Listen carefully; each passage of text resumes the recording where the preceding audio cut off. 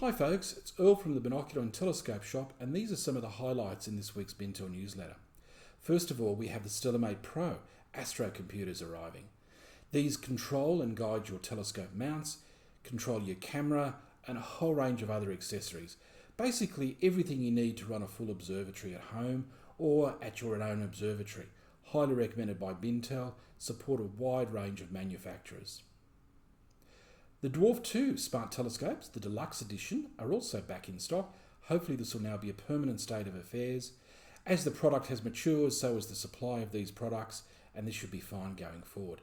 Anyway, they're $899. They're available if you walk into BINTEL now or order online, and these are the deluxe edition, which includes all the filters, spare battery, and other gizmos you're going to need to get going. We also mentioned last week about the Celestron StarSense Explorer tabletop Dobsonians. A few people said, great, just how big are these things? So we've taken a photo, we've put them on display in our shop so you can come along and take a look. Optolong polarizing filters. These are variable polarizing filters. Think of them as being like sunglasses for your telescope.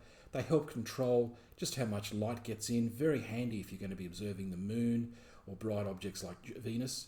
You can actually adjust just how much light hits your eyeball. Now you can use moon filters to do the same thing, but moon filters have one intensity. So some people have multiple moon filters. Using the Optolong polarizing filters, you can adjust them to go along as needed. We've also got in space news a few bits and pieces. First of all, sadly, the Peregrine lunar lander, which was sent up recently by NASA, looks like it has had a massive failure and is due to crash back into Earth, hopefully safely.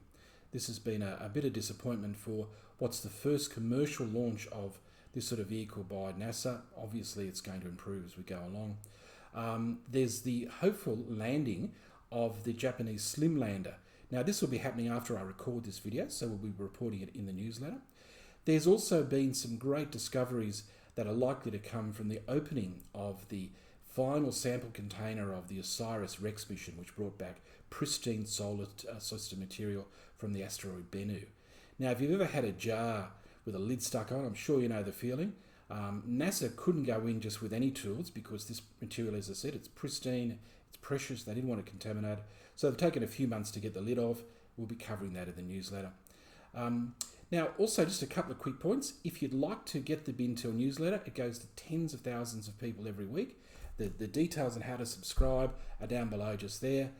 We also have at bintel.com.au/newsletters about 2 years or about 100 episodes or so, or 100 editions of what we've been talking about in the past couple of years. Once again, link down the bottom. Enjoy reading, sign up for the newsletter, and hopefully we'll become part of the BINTEL family. Thanks a lot, folks.